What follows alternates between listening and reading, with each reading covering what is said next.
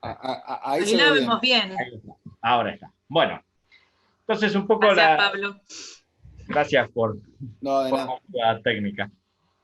La idea es ver cuál es la función de los jueces y un poco entender cuál es el estatus actual de los jueces en el ámbito del poder y de la sociedad.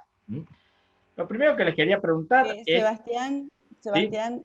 Si querés 2 minutos, presentá dónde estás, en tu juzgado, un poquito, Bueno. para dar un poquito ese marco. Perfecto. Bueno, como les dije, yo soy judicial hace 30 años y trabajo de fiscal federal hace muchos años. Trabajé muchos años en lo que se llama Comodoro Pi, ahora es conocido como Comodoro Pi.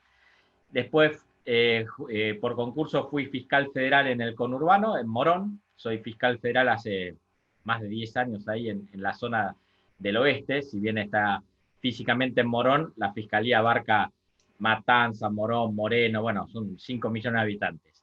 Muchos años también fui fiscal en San Isidro, toda la zona conurbano norte, y hace unos meses estoy asignado exclusivamente al caso AMIA. Digamos, desde que murió Nisman hubo, digamos, varios fiscales y bueno, al final quedé concentrado todo el caso AMIA me toca a mí. Así que por estos meses estoy pura y exclusivamente en casos de terrorismo. Y como fiscal federal, básicamente lo que hago es crimen organizado, narcotráfico, secuestros, trata de personas, delitos contra la administración pública, es decir, corrupción y, bueno, y otros temas más. El año pasado estuve un poco atareado porque tuve varios carteles, bueno, el de Jalisco Nueva Generación, el que ayer quisieron atentar contra el secretario de Seguridad, lo investigué acá en Argentina, mandé a juicio un par, a Pablo Escobar Gaviria lo mandé, hará 15 días salió la viuda de Pablo Escobar y Piedrahíta y un empresario de zona norte, pero bueno, algunos casos de esos tuve. Y ahora me estoy más concentrado en temas de terrorismo, si se quiere, con el caso AMIA y Hezbollah y algunos otros terroristas que están dando vueltas por Latinoamérica. Entonces, un poco esa es mi trayectoria judicial. Además de eso, me dedico a la docencia en la UCA y en la Austral, en temas de seguridad y de derecho penal. Bueno, pero hoy la idea era entender un poco cuál es el papel de los jueces en la sociedad. Entonces, un poco lo que les pregunto a ustedes es, ¿para qué sirve un juez? ¿Cuál es la tarea principal que tiene un juez? Les pregunto a ver si alguno se anima a decir. Impartir justicia una vez que le llega la causa con todo el proceso previamente de investigación, ¿no? ¿Y qué es eso de impartir justicia? Velar por el cumplimiento de la ley que sancionaron los otros poderes. Bien, velar por el cumplimiento de la ley. Les comento que todos los ciudadanos velamos por el cumplimiento de la ley. Cualquier ciudadano y cualquier funcionario tiene que velar por el cumplimiento de la ley, con lo cual los jueces harían lo mismo que hace cualquier ciudadano. En lo personal, creo que la función ha ido variando, pues tradicionalmente es la de resolución de casos, sería a modo general. En tema penal, bueno, es una cuestión distinta porque la acción pública está en el Estado, ¿no? Pero fue variando esa función hacia una protección, digamos, sobre la legalidad del actuar y el control, digamos, de la función de la actividad del gobierno. Ese sería, creo que hoy por hoy, las funciones principales. O sea, ejercer el control constitucional. ¿Cómo? Hacer cumplir la Ejercer el norma. control constitucional. Tradicionalmente es la resolución de casos, no podría actuar si no hay una presentación, por esta mi hija acá al lado. Pero la otra es, cada vez ha ido trocado a ir digamos, como un actuar cada vez más directo, como lo ves en los temas ambientales y mismo de cuestión de defensa, digamos, de lo que llaman derechos más comunes y no individuales del que lleva el juicio en sí. Bueno, si se fijan, no queda tan claro, porque uno dice administrar justicia es resolución de casos, y después empiezan con el tema de controlar al gobierno. Digamos, la función de los jueces es hacer como un control de lo que hacen los otros gobernantes. O empezaron a hablar de casos un poco más complejos, como puede ser temas ambientales o del consumidor. Pero en general, lo que se ve, y esto lo refleja, es que no se tiene muy claro cuál es específicamente la función de los jueces. Lo que les digo también le pasa a los jueces. Ojo que los jueces, cuando vos le preguntás cuál es su tarea, generalmente te dicen, nosotros administramos justicia. Pero administrar justicia, si ustedes lo analizan bien, no dice nada. Administrar es una tarea continua de algo que nunca se acaba. Y en parte, si uno ve cómo se trabaja en la justicia, y da la sensación que nunca se acaba, porque los casos judiciales, aún el más sencillito, tarda años en solucionarse. Entonces, y generalmente no tiene una solución satisfactoria. Entonces uno se pregunta, bueno, ¿para qué tenemos todo un aparato judicial que en general no tiene una función muy clara en la sociedad? La sociedad a veces, para algunos casitos por ahí, sabe para qué funciona, pero uno le pregunta a la sociedad, e incluso a los mismos jueces, no tienen en claro para qué sirve. Y lo que le puse acá, de que está invernando, lo estamos viendo ahora, lo puse específicamente, porque si ustedes ven, con esta cuarentena, el Poder Ejecutivo siguió funcionando. Digamos, dejaron de funcionar las áreas no son tan esenciales, pero las áreas esenciales del Poder Ejecutivo siguen funcionando. El Poder Legislativo tardó un poquito, pero bueno, ya se adaptó y está funcionando. Y el Poder Judicial sigue de feria. Tenemos una feria perpetua. Es una cosa muy loca y te das cuenta que tampoco es tan grave que no esté funcionando, porque bueno, la sociedad está mirando otras cosas. Y ahí te das cuenta un poco cuál es la crisis del Poder Judicial. Dice, bueno, ¿para qué estamos en la sociedad? ¿Cuál es nuestra función? Entonces, un poco la idea de esta pregunta inicial es preguntándonos para qué sirve. Porque si no sabemos para qué sirve un juez, después no entendemos cuál es el papel que va a cumplir en una sociedad y cómo es la relación que tenemos con ellos. Como les dije, a los jueces les encanta poner cara de serios, siempre de saco y corbata, y siempre decir nosotros somos importantes, no pagamos ganancias, generalmente no, siempre nos dicen lo mismo, ustedes son los que no pagan el impuesto a las ganancias, lo cual es verdad que no pagamos el impuesto a las ganancias, y nuestros sueldos son altísimos en comparación con cualquier empleado público e incluso con muchos privados. Y si encima ves que no pagamos impuestos, es escandaloso lo que nos pasa. Pero bueno, en esto hay que empezar a pensar de dónde viene esto del Poder Judicial. Porque si uno no entiende de dónde viene, tampoco va a entender por qué está en crisis actualmente en Argentina y por lo general en todas las partes del mundo. No se crean que la crisis es solo de la Argentina. Como dijeron muchos de ustedes, básicamente la función de los jueces es resolver conflictos.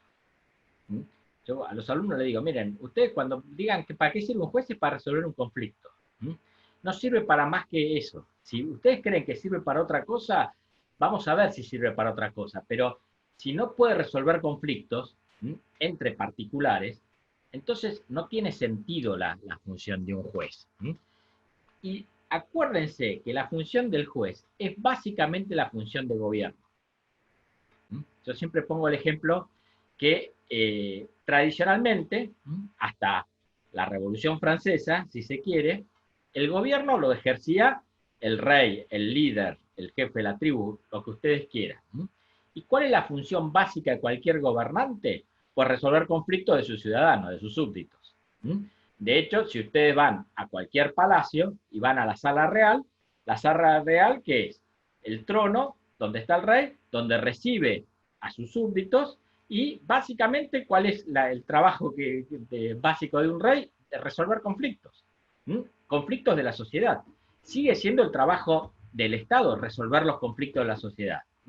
Y la tarea de juzgar es la tarea esencial del Estado. De hecho, ahí le pongo la imagen del rey Salomón. El rey Salomón es el rey en la Biblia. ¿Y por qué pasa la historia del rey Salomón? por el famoso juicio salomónico, en aquel donde se pelean dos madres por ser quien es la progenitora de un niño, y el rey, inspirado por Dios, dice, bueno, partamos por la mitad al niño y de esa manera dejamos conforme a ambas partes. Bueno, ahí la mano divina demuestra que bueno, la verdadera madre va a ser, en definitiva, la que dice, bueno, ¿no? si la solución del juicio es matar al niño, entréguenselo a la otra, y ahí Salomón descubre quién es la verdadera madre. Pero más allá del relato bíblico, lo que me interesa es que ustedes sepan que la función básica del gobierno es resolver conflictos. Esto lo hace el presidente de la República, lo hacen los legisladores y lo hacen los jueces. Tienen que resolver conflictos.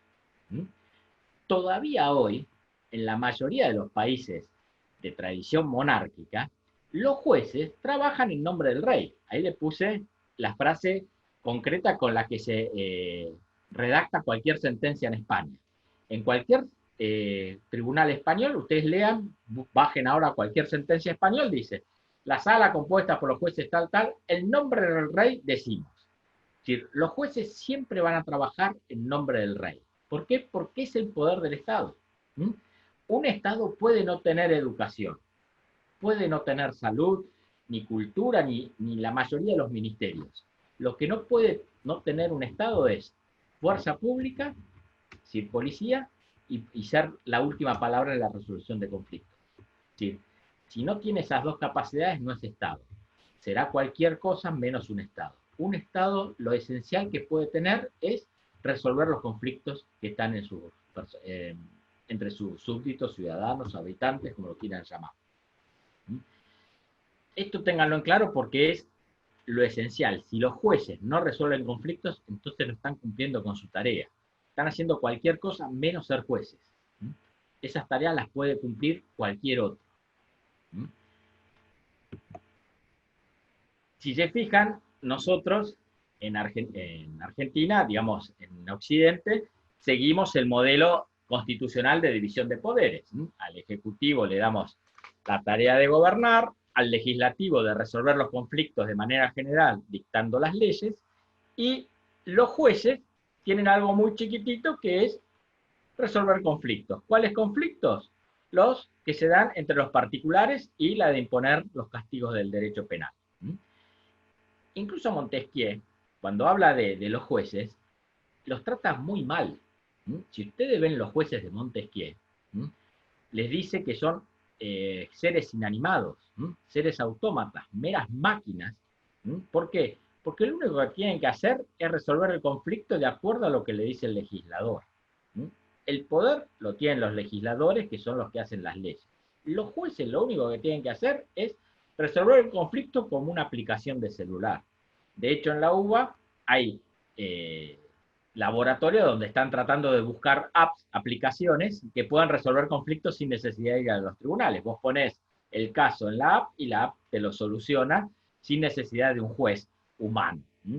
Para darles una idea, eso ya lo decía Montesquieu cuando empezó a hablar de la división de poderes. Y es más, si van a la Constitución de Estados Unidos, si se fijan, la Constitución de Estados Unidos, uno de la inspiración de la Constitución de Estados Unidos son unos periodistas de Nueva York que escribieron el famoso federalismo. Cuando escriben el federalista, ¿qué dice? Bueno, ¿qué le corresponde al Poder Legislativo? El Poder Legislativo maneja el dinero, la bolsa, le dice. Literalmente dice la bolsa. El Poder Ejecutivo, ¿qué tiene? Las armas, la capacidad de imponer, aún por la fuerza, sus decisiones. ¿Y el Poder Judicial qué tiene? Nada. El Poder Judicial no tiene ni bolsa ni armas. Lo único que tiene el Poder Judicial es la confianza en su palabra. La voluntad esta de decir, bueno, de onda traten de hacer lo que nosotros decimos. Es un poco eso, ni más ni menos. No se crean que el Poder Judicial tiene más capacidad de eso.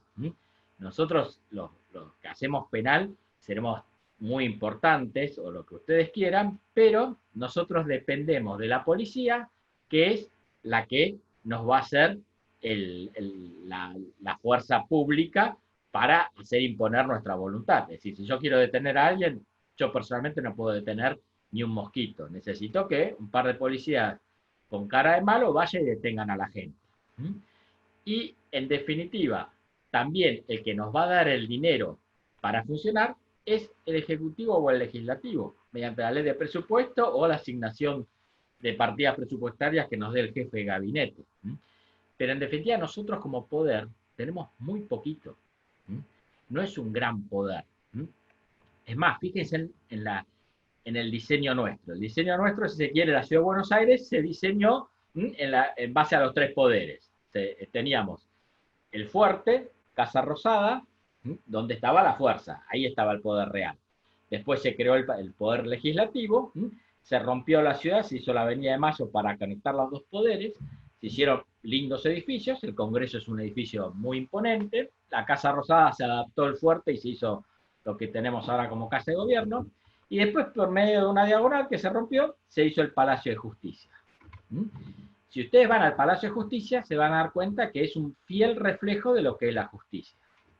Es totalmente siniestro el Palacio de Justicia. No sé si alguno fue alguna vez. Por ejemplo, uno nunca sube, cuando llegás a la planta baja, no es la planta baja, es el segundo piso. Nadie sabe por qué, pero el Palacio de Justicia, la planta baja es el segundo piso. El primer piso es el tercer piso. El que diseñó el Palacio de Justicia, por suerte se suicidó, el arquitecto, porque es un diseño mal hecho. Está mal parido de entrada. Si se dan cuenta, el Palacio de Justicia, por ejemplo, solo puso para una manzana 2 escaleras. Tuvieron que agregarle escaleras, se olvidó de ponerle baños públicos, tuvieron que agregarle baños, y si uno va por los pasillos, se pierde.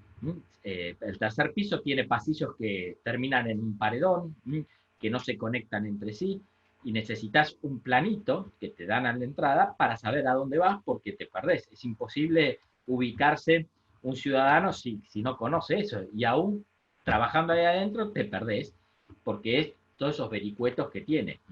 Es, digamos, un reflejo de lo que es el Poder Judicial en la realidad. Incluso, si ustedes ven en lo cotidiano, se van a dar cuenta que, por lo general, los edificios del Poder Ejecutivo son edificios que están bastante actualizados a nivel arquitectónico. En cambio, el Poder Judicial, los edificios que utiliza son oficinas que de a poquito las va rehaciendo a su manera, pero son todas cosas que no son propiamente hechas para el Poder Judicial. Creo que Salta fue la primer provincia, no hace muchos años, que diseñó un edificio específico para el Poder Judicial. En el siglo XX, en finales del siglo XX, no estoy hablando del principio del siglo XX, pero, digamos, para darles una idea, que todavía nosotros vivimos de un Poder Judicial diseñado en el siglo XIX, que se quedó en el siglo XIX. En penal todavía se discute la oficina de escuchas telefónicas. Yo les comento que nadie habla por teléfono ahora. No sé si alguno de ustedes tiene teléfono fijo, o si habla por teléfono. Bueno, les comento que la oficina de escucha, lo único que puede escuchar son teléfonos. O sea, no escuchamos más que a los pobres, que son los únicos que hablan por teléfono porque no tienen señal de internet. Es decir, estamos hablando de que se discute si es legal o ilegal pinchar un teléfono cuando nadie habla por teléfono. Ese es ¿Teléfono fijo o línea telefónica? Teléfono, línea telefónica. Aún las líneas telefónicas se pueden, hace 20 años se pueden empezar a intervenir los teléfonos celulares. Pero los teléfonos, digamos, lo que no es telefonía no se interviene. Por lo menos en la oficina de escuchas, porque es de teléfono. Para darles una idea, todavía estamos discutiendo escuchas telefónicas cuando la gente ya no habla más por teléfono. Ya no hay teléfono. Digamos, lo que vos podés hablar lo que la gente habla por teléfono es porque no tiene señal no tiene datos. Pero bueno, ese es el nivel del Poder Judicial. Para darles una idea, con esta pandemia salió a relucir la mayoría de las falencias que tenemos. Una más grave, por ejemplo, es la obra social, que la maneja la Corte. La obra social se maneja todo por papel, con bonos papel, y todo con papel. Conclusión, en este momento casi no tenemos prestaciones sociales. ¿Por qué? Porque cerraron las oficinas de papel y los médicos te dicen, no, mirá, yo no puedo cobrar porque para cobrar tengo que ir llevar los papeles personalmente hasta la obra social y que me den el cheque papel. Todo eso, hoy por hoy con la pandemia, está todo quebrado y casi no tenemos prestaciones médicas, los judiciales. Para darles una idea que estamos no atrasados, atrasadísimos. Es una risa y es muy triste lo que digo, pero es así, digamos. La Corte Suprema, escuchaba al anterior ponente que decía que, bueno, todos los protocolos sanitarios que pusieron las fábricas están bárbaros. Bueno, la Corte Suprema sacó un protocolo sanitario. Bueno, ese protocolo sanitario es imposible de cumplimiento. ¿Por qué? Porque las oficinas judiciales son pequeños espacios donde se amontonan escritorios con papeles y seres humanos, a 20 centímetros de distancia cada uno. Con lo cual es imposible que se cumpla ese protocolo. Es imposible, ¿por qué? Porque las oficinas judiciales no son oficinas judiciales, son pequeños espacios donde se amontonan escritorios y papeles. Ese es el estado del Poder Judicial de la nación. Algunas provincias están un poco mejor. En esto hay que reconocerle que algunas provincias han mejorado con relación al Poder Judicial. Y esto se ve incluso en la Constitución. Si ustedes ven la Constitución argentina, se van a dar cuenta que el poder real lo tienen los legisladores. Cuando ustedes leen la Constitución, el poder real dice, las funciones de los legisladores son 32 incisos, enorme, un montón de funciones. El Poder Ejecutivo tiene un poco menos. El Poder Judicial, en la Constitución, no tiene ni mención. Fíjense, el único artículo, es decir, para darles una idea, todos tienen, dice, bueno, el Poder Legislativo fija impuestos, dicta los códigos, bla, bla, bla. El Poder Ejecutivo administra Fuerzas Armadas, relaciones internacionales, etc. Cuando llega al Poder Judicial, lo único que da la Constitución argentina es este artículo sencillito, que ni siquiera se tomaron el trabajo de definir cómo se compone el Poder Judicial. Fíjense que la Constitución es muy clara en decir, bueno, cómo es un senador, un diputado, cuántos años dura en su cargo, qué condiciones tiene que tener para ser diputado, senador, cómo es el proceso de selección, es bastante detallista. Cómo se hace una ley de manera muy detallada. Con el Poder Ejecutivo lo mismo. ¿Qué condiciones tiene que tener el que va a ser presidente? ¿Cuánto dura en su cargo? Las atribuciones, etc. Cuando llega al Poder Judicial, no dice nada. Fíjense, dice, corresponde a la Corte Suprema y tribunales inferiores. Nunca se tomaron el trabajo de señalar, por ejemplo, cuántos miembros puede tener la Corte. 5, 10, 20, 4. Ahora quieren reformarla y quieren hacer, no sé cuántos miembros tiene, pero hubo años que funcionó con 9 miembros, con 7, con 6. ¿Sí? Una consulta. Esto no podría ser adrede, digo, a propósito, para que la justicia tenga mayor libertad de autorregularse o autodeterminar el funcionamiento. En realidad esto se dictó la Constitución nuestra se dictó en el siglo XIX, copiada en parte de la Constitución de Estados Unidos y de la Ilustración francesa de Montesquieu. No les interesaba, porque nunca le interesó el Poder Judicial. Si yo les pregunto a ustedes quién fue el primer presidente de la Corte Suprema de Justicia de la Argentina, nadie lo conoce. Es más, si yo les pregunto quién es el presidente actual de la Corte Suprema, yo creo que alguno hasta va a dudar de quién es el presidente actual de la Corte Suprema. ¿Cuánto dura un presidente de la Corte Suprema? Nadie sabe. ¿Cuánto dura en su cargo el presidente? ¿Cuál es la atribución del presidente de la Corte Suprema? Nadie sabe. Pero nunca le interesó al legislador, al constituyente no le interesó cambiar esto. Ojo que no. Fue así desde siempre, porque no era importante. En historia, si ustedes ven la historia argentina, todos van a estudiarse la sucesión de presidentes, algún legislador importante, gobernadores, pero jueces en la historia no existen. Dígame cuántas calles de la Ciudad de Buenos Aires tienen nombre de jueces. Juez Tedín, que está en Barrio Parque, es la única que tiene el nombre de un juez. A nadie le interesaban los jueces. Y no sé si está bien o mal, pero la realidad es que es un poder que no es importante para lo que es el funcionamiento de una república. Incluso, fíjense, ponen, está la dejadez de la Constitución, que nunca le interesó ni fijar cuántos miembros tiene que tener la Corte, y ni siquiera cuántos jueces tiene que haber abajo. Fíjense, tribunales inferiores. Tribunales inferiores pueden ser 2, 20, 500, nadie... Y si ustedes leen cuáles son las funciones del Poder Judicial, los invito a leer ese artículo, no van a entender nada. Es un artículo que no dice nada, dice conocimiento y decisión de causas que versen sobre puntos regidos de la Constitución. Algo bastante etéreo.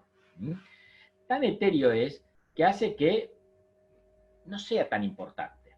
Y no está mal, porque en realidad el peso del poder recaía en el Poder Ejecutivo. Nuestro país es un país claramente presidencialista, donde el Ejecutivo tiene la mayor parte de las atribuciones, y el Legislativo le hace un poco de contrapeso.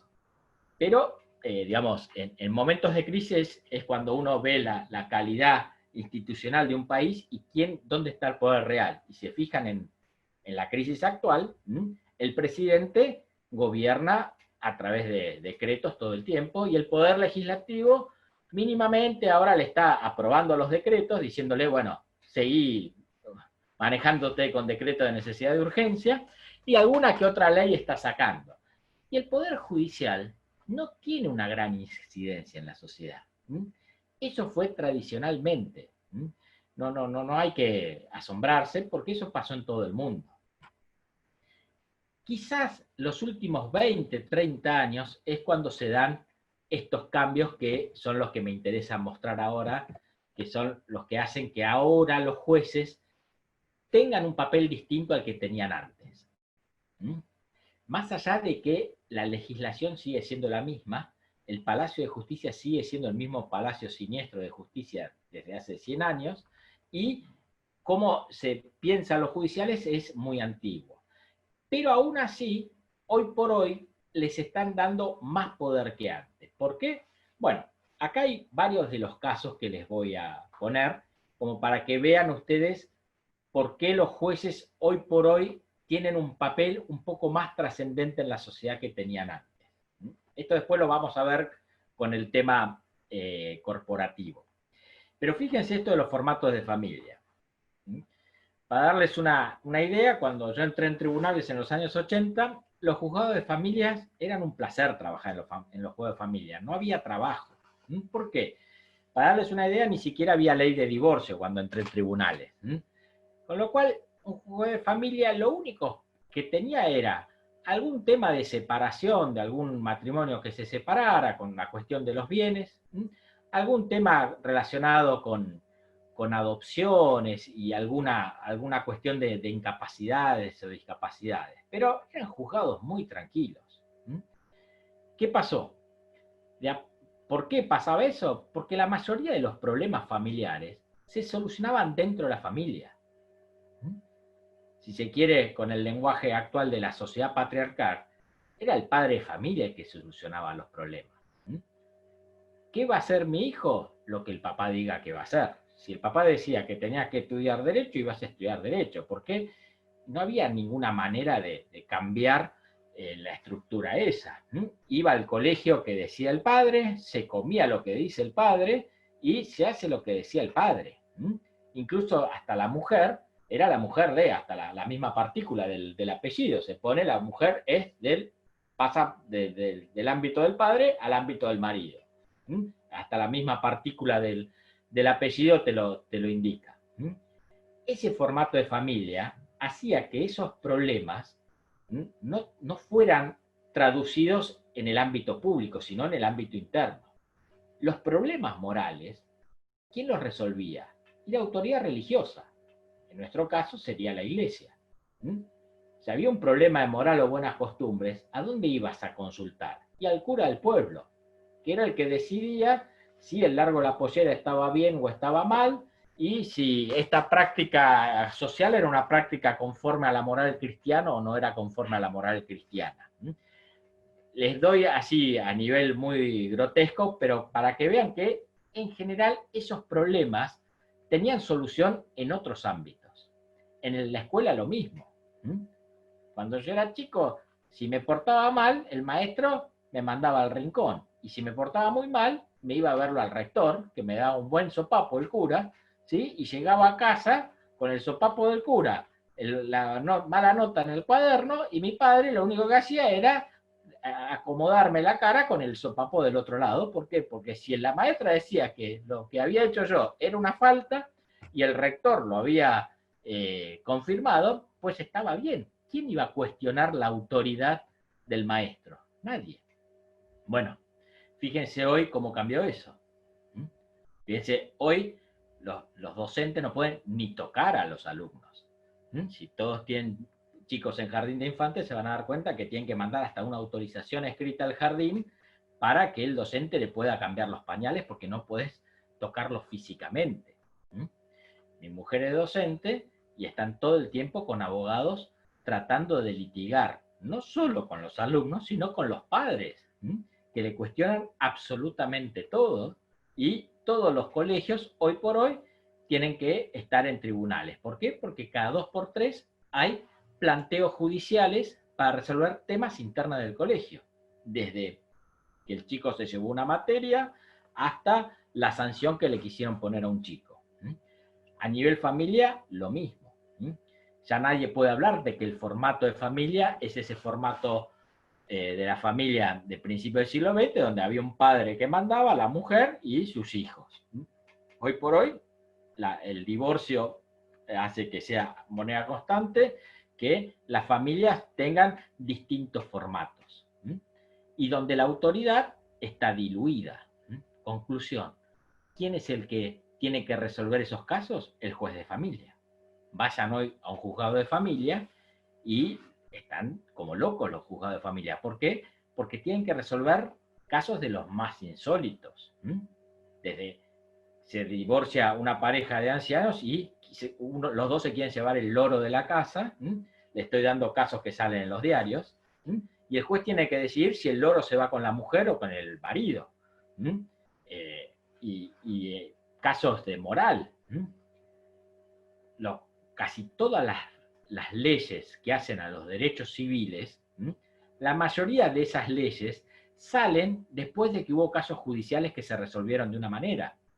Y si no, fíjense todo lo que sea matrimonio igualitario, cambio de identidad, etcétera, operaciones de género, etcétera. Todo eso pasaron por los tribunales.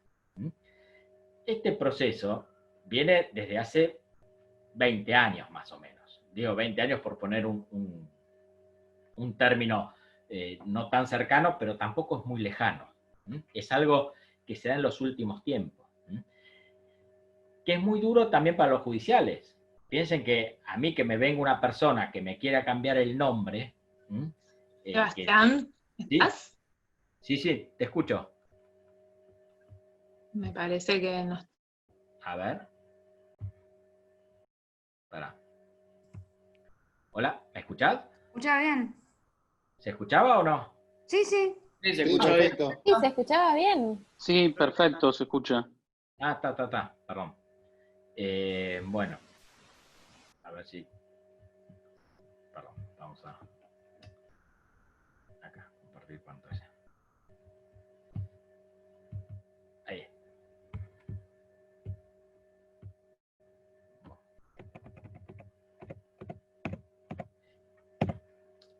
Esto que decía también se refleja en el cine. No sé si vieron la película Los Increíbles, el dibujito animado. ¿La vieron? Sí, obvio. Bueno, ¿cómo empieza Los Increíbles? No, a ver, tenés en la 1 tenés el padre que va a laburar, y en la 2 es al revés, pasa todo lo contrario. Bueno, pero ¿cómo empieza la 1? Con una regulación del gobierno, porque ellos no podían ser superhéroes y tenían que comportarse como ciudadanos comunes, normales, digamos, civiles. Pero en realidad, ¿cuál es el motivo de esa regulación? Si se fijan, lo que hace la película Los Increíbles es una crítica al sistema judicial norteamericano. Acuérdense, es el superhéroe que lo primero que hace es rescatar a una viejita que se va a suicidar. Impide que se suicida. Después va corriendo a parar un tren que se iba a estrellar y de esa manera salva a un montón de ciudadanos. Pero, paradójicamente, todos esos ciudadanos después terminan demandando al superhéroe.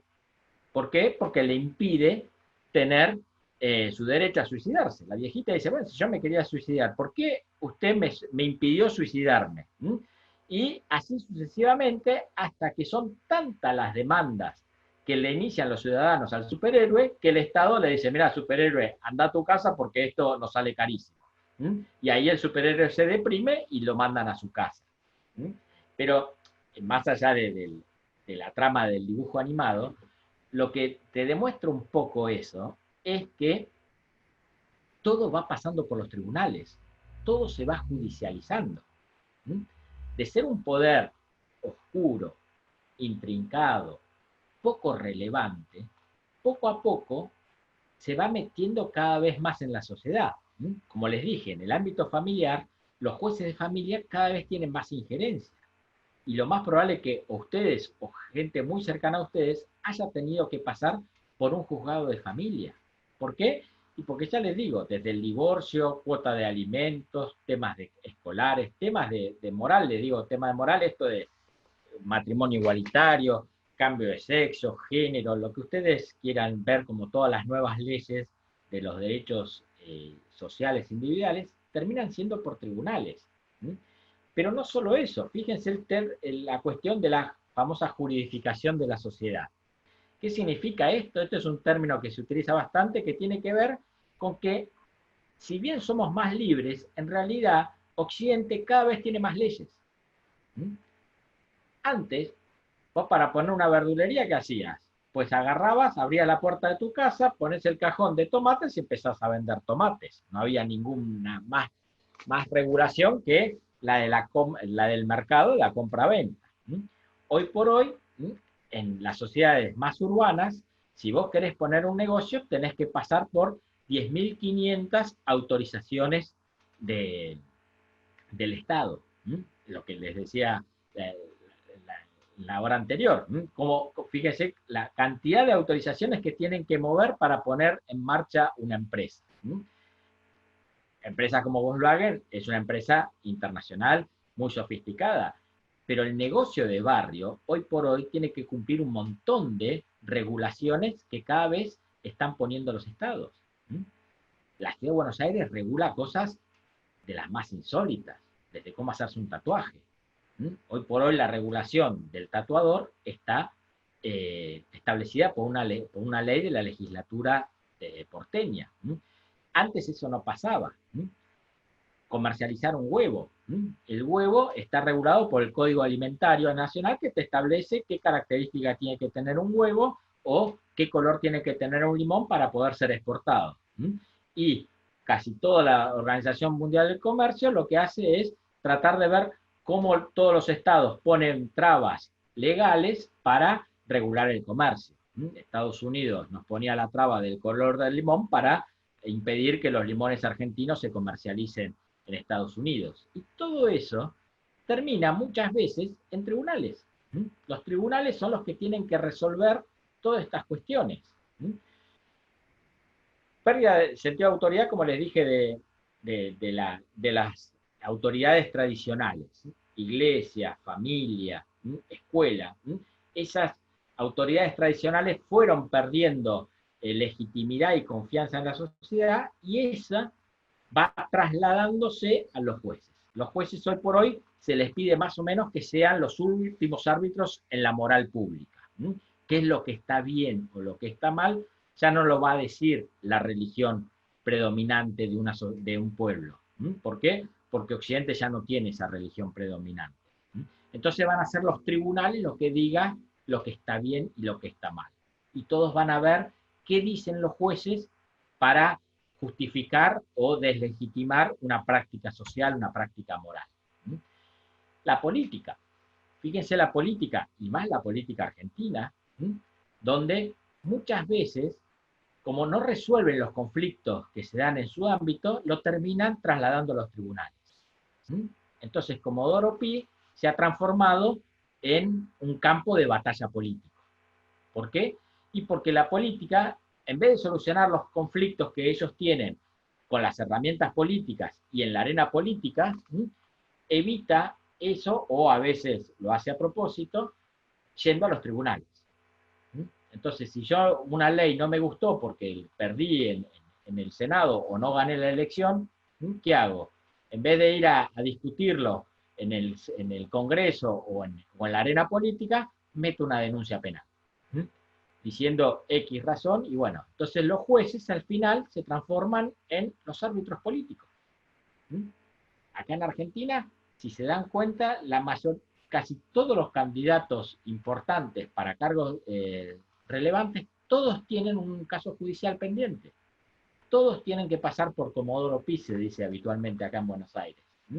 ¿Por qué? Y porque todos de alguna manera se les imputa algo que no deja de ser algo muy político, pero que termina siendo judicializado. Los derechos humanos.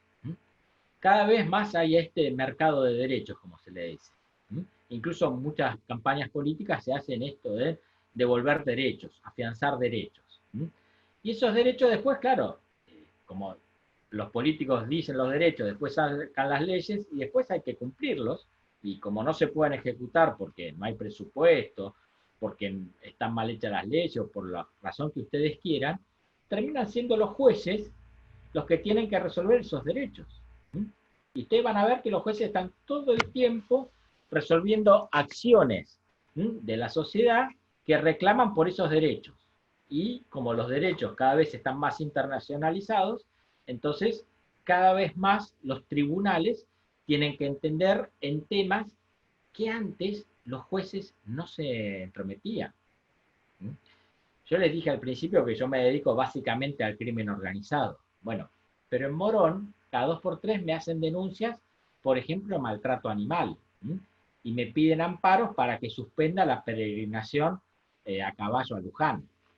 Yo digo, mire, yo estoy en Morón, estoy un poco lejos de Luján. Me dicen, bueno, pero por ahí pasan los caballos y los caballos tienen un trato cruel, ¿sí? Y por lo tanto impidan ustedes que se haga la peregrinación a caballo a Luján. Y yo digo, pero ¿qué tiene de mal? Digamos, algo que una persona dice, yo jamás me hubiera pensado que tendría que resolver ese caso. O como me pasó personalmente, de que te vienen disfrazado de indio y te dicen, venimos a denunciar el genocidio de Colón. Sí, está bien, muy lindo, pero no sé si fue genocidio o no Colón, pero se murió hace 500, 600 años. Colón. ¿Qué tengo que ver yo con todo esto?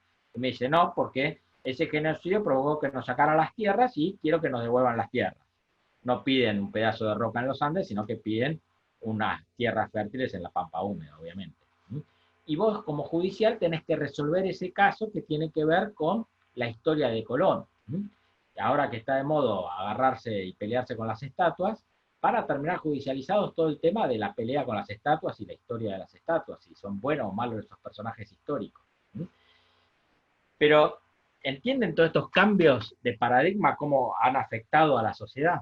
Es decir, hoy por hoy los jueces tienen un protagonismo que antes no tenían. Y eso hace que las empresas tengan que fijarse en esta cuestión de los jueces. Es decir, ¿por qué los jueces hoy por hoy tienen que estar en el radar de una empresa? Y porque de alguna manera la actividad de una empresa va a chocar con los tribunales. Si vos querés chocar con los tribunales, lo que vas a tener es abogados que van a tener que responder al litigio. Pero acuérdense que los jueces, hoy por hoy, tienen un protagonismo distinto en la sociedad. Entonces, entender cómo piensa un juez, cómo va a influir ese juez en la sociedad, es importante para la empresa. Por lo menos para la empresa que está en un territorio determinado. Acá yo les puse distintos modelos de jueces. ¿Por qué les digo esto? Porque los jueces, a diferencia de los políticos, tienen una peculiaridad, duran de por vida en el cargo. Yo soy fiscal y por mi escritorio pasaron todos los presidentes de los últimos tiempos. Por alguna u otra razón, todos esos presidentes tuvieron que sentarse a dar explicaciones. Los políticos durarán 15, 20 años, darán vueltas por la sociedad, pero si no nos gustan en 4, 8 años se van. Los jueces siguen. Fait fue juez desde 1983 hasta el 2015. Fíjense, de toda esa historia democrática pasó por un juez de la Corte. y eran 5. O sea, un quinto del Poder Judicial lo concentraba una persona que estuvo en el cargo 30 años. ¿Cómo va a ser esa persona? ¿Cómo piensa esa persona? Es importante que ustedes sepan. ¿Por qué? Porque va a influir en la tarea que desarrollan dentro de las instituciones que ustedes pertenecen. Puede haber jueces que sean hostiles, jueces que se crean que hacen política y por lo tanto van a oponerse y bloquear constantemente lo que haga el gobierno de turno o la empresa privada de turno.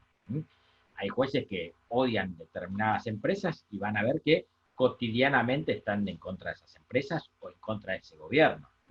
Y si no, pregúntenle al gobierno de la Ciudad de Buenos Aires del PRO con el juez Gallardo. El juez Gallardo es un juez que cotidianamente falla en contra de los intereses del gobierno de la Ciudad de Buenos Aires mientras estuvo el PRO o está el PRO al frente de ese gobierno. Jueces activistas, jueces que toman causas de la sociedad civil y las llevan adelante. Y si no, piensen en medio ambiente. La cantidad de jueces que con la bandera del medio ambiente se entrometen en la actividad económica. Jueces moderados son aquellos jueces donde, bueno, tratan de cumplir su función sin ser hostiles ni activistas, pero, bueno, también tienen que estar en este juego institucional.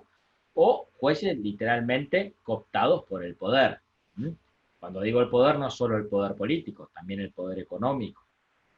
Entonces, estos modelos de jueces son, digamos, modelos así prototípicos que puse, como para que piensen que en algún momento, quizá la institución a la que pertenecen, la corporación a la cual ustedes están respondiendo, se van a topar. Entonces tienen que entender cómo piensa ese juez. ¿Por qué? Porque ya les dije, los jueces tienen un pensamiento bastante endogámico, es decir, en algún punto van a estar siempre pensando en sí mismos y van a querer durar en el cargo. Entonces, lo van a tener enfrente mucho tiempo ese juez. ¿Cómo van a hacerlo? Bueno, fíjense cómo se pueden manejar. Y acá les voy a casos concretos. Bueno, con la pandemia vimos últimamente el caso de, por ejemplo, de Vicentín. Piensen, un tema que claramente ustedes dirán, bueno, es un tema político, un tema económico, un tema lo que sea, termina siendo judicializado. ¿Y quién es el juez? ¿Alguien conoce al juez de la quiebra de Vicentín? Hay un perfil ahí en el diario interesante. Claro, pero digamos, sí, bueno, es un juez, piensen, de una ciudad menor de Santa Fe, ni siquiera es la más importante, ni la segunda ni la tercera más importante de Santa Fe.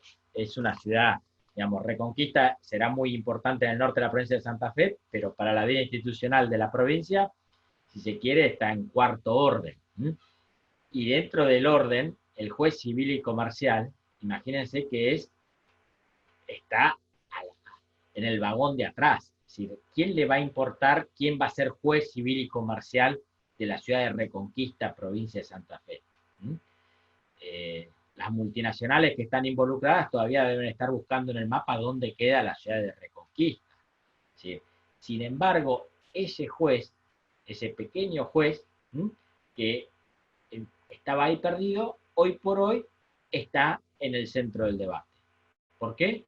Y porque es el que va a ponerle un freno o no al avance del Estado nacional o provincial, va a ser aquel que decida si los accionistas privados siguen al frente o no siguen al frente. ¿Cómo va a seguir la historia esa? Bueno, todavía estamos en el desarrollo de la película, pero si se fijan, el protagonismo ese lo va a tener ese juez. Ese juez que hoy por hoy los periodistas están buscando su perfil, están viendo de dónde vino, cuáles son sus contactos. Y no solo los periodistas. Pierdan cuidado que el gobierno lo está dando vuelta como una media ese juez. ¿Qué significa esto? Está viendo qué tipos de contactos tiene ese juez, cómo piensa ese juez, ¿por qué? Y porque, digamos, parte de la política pública que quiere implementar con relación al caso Vicentín va a pasar por una sola persona que se llamará el juez X de Reconquista. No solo el juez X, sino después la Cámara de Apelaciones y la Corte Suprema Provincial, etc. Pero para que vean cuál es la importancia de esto, es un juez chiquitito que nadie lo conocía, hoy por hoy está en el centro del debate. La Ciudad de Buenos Aires, les mencioné al juez Gallardo, pero piensen que ponerle durante la pandemia, el único que le puso un freno a los decretos de los poderes ejecutivos con relación a todas las restricciones de derecho, fue un juez de la ciudad que le dijo a Larreta, mirá, cuando vos querías poner que las personas mayores de 60 o 70 años, no me acuerdo bien cuál era la edad que puso, para salir a la calle tenían que pedir una autorización por escrito, una cosa así. Bueno, el único que le puso un freno fue un juez de la Ciudad de Buenos Aires que se llama Fassman o algo así, ni siquiera es un juez local de contravencional de la Ciudad de Buenos Aires. Esto para que vean que no necesariamente tiene que ser un juez de Comodoro Pi. El juez más perdido de la Ciudad de Buenos Aires o del interior de la provincia de Santa Fe es un juez que puede poner en jaque a una empresa, a un gobierno. Les puse ahí el tema de la lawfare. ¿Qué es esto, lawfare? Bueno, es un término que se adoptó en este último tiempo como para decir que acá en Latinoamérica los jueces no son tan neutros como dicen ser, no son tan asépticos, sino que son jueces que están involucrados en la contienda política. Entonces quieren empezar a decir, ojo que los tribunales no son ámbitos de justicia celestial, sino que son cloacas, tan cloacas como cualquier política. Y ahí, en esa arena, en ese barro judicial, hay que pelear. ¿Cómo se pelea? Bueno, como una guerra. Incluso cada vez más se está utilizando un lenguaje bélico para hablar de la justicia, donde hay enemigos, amigos, herramientas, armas, tecnología, etc. Fíjese todo el tema de la inteligencia, bueno, todo eso tiene en algún punto como raíz esto de utilizar la arena judicial como un campo más de la batalla política o la batalla de los intereses. Porque les digo, también las empresas también hacen sus planteos judiciales para la cuestión de los intereses. No sé si por ahí estoy hablando mucho, alguna pregunta, alguna sugerencia, algo como para cortar un poquito la charla.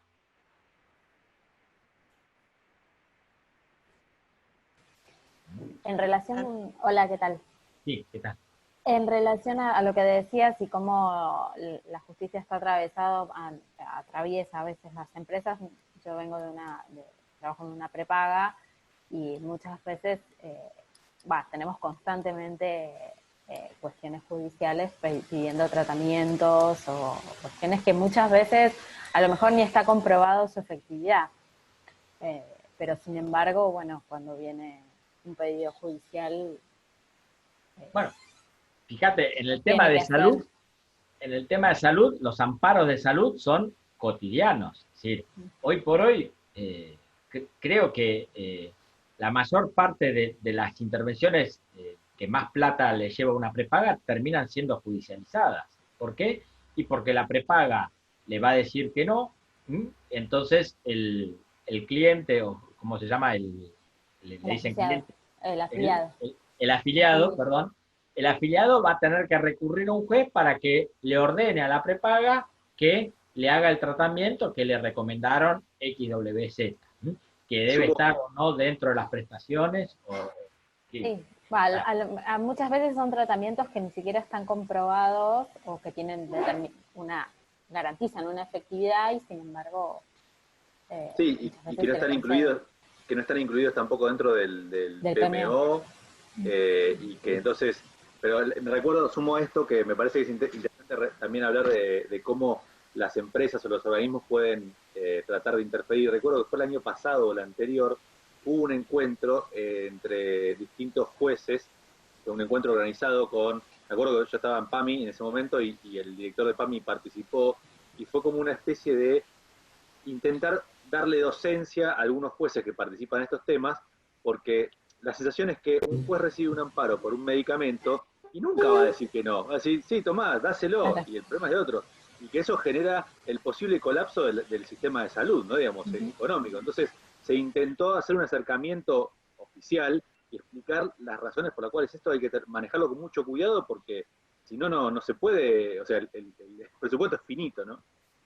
Exacto. Y por eso el tema de la creación de las agencias en tecnología y medicamentos de alto costo, precisamente para darles información a los jueces o abogados para que tengan realmente cuál es la efectividad y qué es lo que...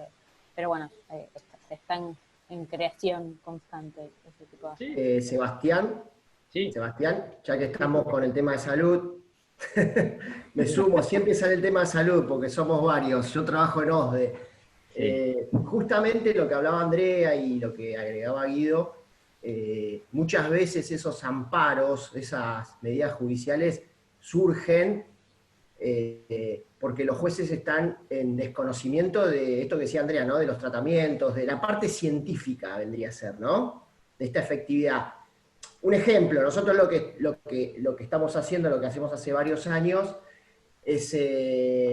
son jornadas que se llaman el acercamiento de los jueces a las ciencias, justamente para esto, para que el juez entienda la parte científica de ese tratamiento para cuando tenga que decir si se lo cubro o no se lo cubro, también tenga, ¿no? Ese know-how del tratamiento.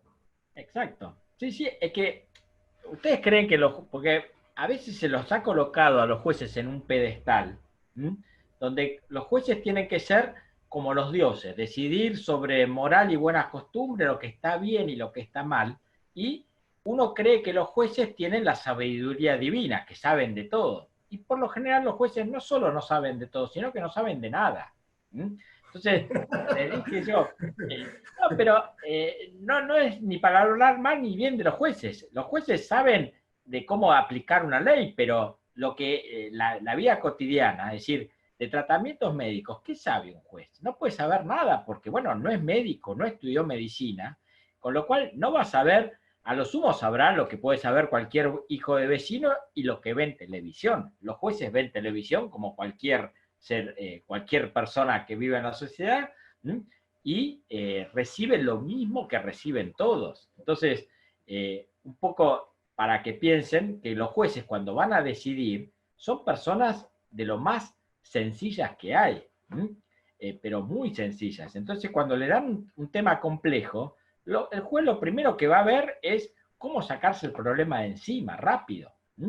Y como en definitiva, él es un tercero, la plata no es de él, él no se juega nada, entonces, bueno, que pague la prepaga, o que pague el Estado, que pague el Estado. Total, el Estado, esto de que el Estado tiene que asegurar derecho, entonces que el Estado asegure el derecho y le obliga a hacer todo al Estado. Y por ahí no entiende la dinámica, y eso es normal. Ojo que yo escuchaba a todo el tema de Volkswagen, y a mí me presentan un caso de contaminación por el tema este de los motores de diésel. Yo no entiendo nada. Es decir, ya me ponen 3 palabras en inglés y se me colgó el disco rígido de mi mente. Es decir, el disco rígido judicial se cuelga muy rápido, está todo en papel. Es decir, imagínense que ustedes están en un Fórmula 1 y el Poder Judicial a gatas está saliendo de las carretas. Para darles una idea, no está nada informatizado el Poder Judicial. Ahora se tuvieron que hacer una adaptación, pero de una manera estresante, para tomar declaraciones sin un papel de por medio. ¿Cómo tomar una declaración y no firmar un papel y no ponerlo todo en un papel? Todavía están los judiciales yendo al psicólogo para ver si eso lo que están haciendo es un delito o no, por tomar una declaración sin firmar un papel atrás. Esto para que vean que las empresas están siempre, no 20 pasos adelante del Poder Judicial. Pero el Poder Judicial, la sociedad, le está dando mucho poder ahora, y les puede entorpecer en su camino.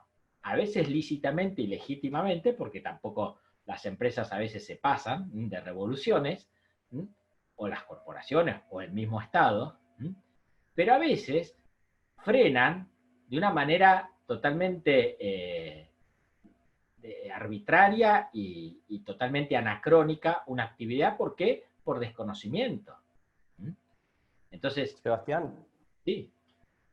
para sumar un caso, yo ahora estoy en Danone, pero estuve antes en Pharmacity cuando llegó el caso para el acceso a la provincia de Buenos Aires desde el formato de Pharmacity, que no sé cuántas empresas llegaron a la Corte Suprema que se debata, y estuvo muy bueno para interiorizarme un poco sobre el Poder Judicial, y fue un caso emblemático, quizá porque yo estaba ahí, o no sé cuán emblemático fue, pero con jueces excusados, y hacer todo un análisis y entender las posturas, y también en ese caso sí por ahí ver cómo los jueces a esa instancia sí el tiempo político, la temperatura política hacen que se retrase o no una decisión.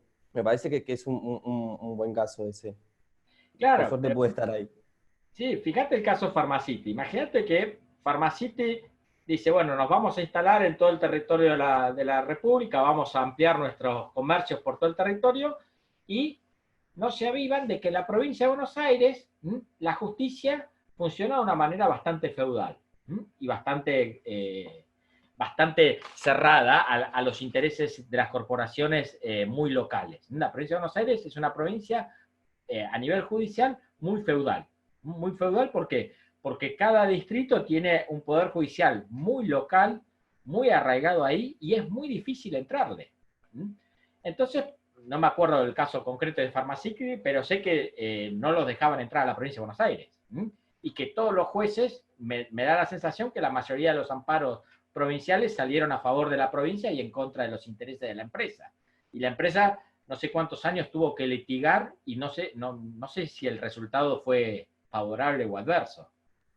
Todavía no está el resultado. Se hizo el detalle, no está resuelto, digamos. ¿Y hace Llegó cuántos a instancia años? de la Corte Suprema, pero no se dio dictamen, digamos. ¿Y cuántos años hace que están? Que llegó a la Corte Suprema y se hizo la audiencia pública 2 años, más o menos. Bueno, fíjense, o sea, está en un caso hace mínimo 6 años, me imagino que deben estar, o más, Sí, esperando que el Poder Judicial resuelva si Pharmacity se va a instalar en la provincia de Buenos Aires o no.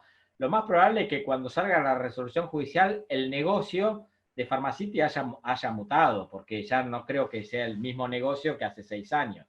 La estrategia comercial va a ser claramente distinta. Pero para que darles una idea, si el CEO de Pharmacity no tuvo en su radar que la provincia de Buenos Aires funcionaba de esa manera, y le pudo causar un problema serio. Le digo eso como para decirle en la ciudad de Buenos Aires, ¿hola? ¿Se escucha? En la ciudad de Buenos Aires, el juez Gallardo suspendió, por ejemplo, las obras del subte tantos años que al final el gobierno decidió no hacer más subtes. ¿Por qué? Porque con amparo ambiental, y no se mueran de risa, pero el amparo ambiental fue de los vecinos sensibles de Recoleta, porque decían que iba a haber un genocidio de los árboles de la Recoleta cuando se hacía la extensión del subte H. En base a ese argumento se suspendieron las obras del subte y se inauguró, creo que recién el año pasado, la estación de Facultad de Derecho y de la Plaza La Cera. Y era por los arbolitos de la Recoleta, que son árboles incluso plantados por el hombre, no es que era un bosque nativo. Y eso modificó, no solo que las empresas cambiaron todos los costos de la empresa, sino que el gobierno hasta cambiara su política pública de transporte. ¿Por qué? Porque dijo, bueno, ya no vamos a hacer más subtes, vamos a dedicarnos al Metrobús. Y eso fue porque un juez, uno solo, hizo un amparo. Entonces le digo, si ustedes como gobierno o como empresa no tienen en claro esto, les puede pasar lo que les pasó a la política pública en la ciudad de Buenos Aires, que tuvieron que alterar esencialmente el transporte en la ciudad. ¿Por qué? Porque los jueces dijeron amparos ambientales. Y eso le costó al gobierno de Mauricio Macri, por ejemplo, que cada vez que hizo un túnel bajo las vías para cerrar los pasos a nivel, eran amparos judiciales de 2-3 años de demora, hasta que lograban que ese amparo sea revocado, etc., eran 2 años de demora. En los costos de una empresa 2 años, me imagino que deben ser no altos, altísimos. Y con la cuestión ambiental, ni les cuento. Si ustedes creen que van a poner una empresa en algún municipio de la provincia de Buenos Aires o de cualquier municipio del interior, una empresa de cierta envergadura, lo más probable que vayan a tener que primero pasar por un amparo ambiental. Algún planteo de alguna organización ambientalista, algunas genuinas, con una justificación ideológica atrás, pero otras manipuladas, quizás por la competencia, vaya a saber por qué interés, que te arruinan la existencia. Entonces, fijar por qué están en el radar estas empresas es importante. Les puse 4 ejemplos acá, fíjense. El juez Gallardo que suspendió la actividad de las 3 empresas. Esto fue cuando antes, obviamente ahora yo creo que el juez Gallardo va a ser el primero en querer que estas empresas funcionen porque ya el delivery es esencial para la pandemia. Pero hace 2 años, creo que fue, no, 2019, ¿no? Un año, menos de un año. Hace menos de un año... Fue en diciembre esto, fue... Agosto de 2019. Agosto del 2019. Fíjense, en agosto de 2019 el juez había suspendido las actividades de 3 empresas. Empresas en base a un planteo, una acción colectiva diciendo que tenían que ver con los derechos de los trabajadores, etc. Le puse eso como le puse ejemplos de otras partes del mundo. Empresas que suspenden por una consulta indígena, en base a la cuestión de los derechos de los pueblos originarios, se suspende una obra minera, o un sabotaje legal que denuncia el gobierno de López Obrador por suspensión de las obras de un aeropuerto, o acá en la provincia de Jujuy, creo que era sí, en la provincia de Jujuy, se suspende una planta que tiene que ver con el suministro eléctrico. Esto para que vean que son distintas empresas, distintos planteos que se dan, y que si vos como empresa no lo tenés en claro, vas a tener problemas. Entonces, la idea es ver cómo ustedes como empresa pueden vincularse con los jueces más allá del abogado que va a ir al juez a contestar la demanda o a plantear la demanda, que eso ya es cuando ya empezamos con la lucha política o la lucha judicial, el expediente judicial. El problema es, en el radar previo, ¿cómo pueden relacionarse? Ahí algunos de ustedes dieron sugerencias. Por ejemplo, estos seminarios que dieron en los del PAMI, era creo, ¿no? Del PAMI, que decía que, bueno, convocó ¿eras vos, Guido, el que decías del...? Sí, que fue el año pasado, pero PAMI participó, pero había creo que otras entidades también de salud. Pero fíjense cómo pueden plantear esto, de cómo pensar en el radar, tener en el radar de la empresa, no solo al Poder Ejecutivo o al Judicial y al Legislativo, porque ustedes cuando tienen que hacer lobby para sacar una ley, pues van a ir a relacionarse con los legisladores a ver cómo pueden entrarle al legislador ese para que el legislador vote a favor de los intereses del sector al que ustedes representan. Y al Ejecutivo lo mismo, cómo torcerle el brazo al Ejecutivo para, por ejemplo, incluir entre las empresas esenciales la empresa a la cual uno pertenece. Pero bueno, piensen esto del lado judicial, ¿cómo podemos entrar al Poder Judicial? Más allá de los abogados, porque los abogados van a entrar cuando ya el conflicto está desatado. Entonces, si ustedes están en una empresa que les interesa instalarse en una provincia, bueno, fíjense cómo funciona el Poder Judicial de esa provincia.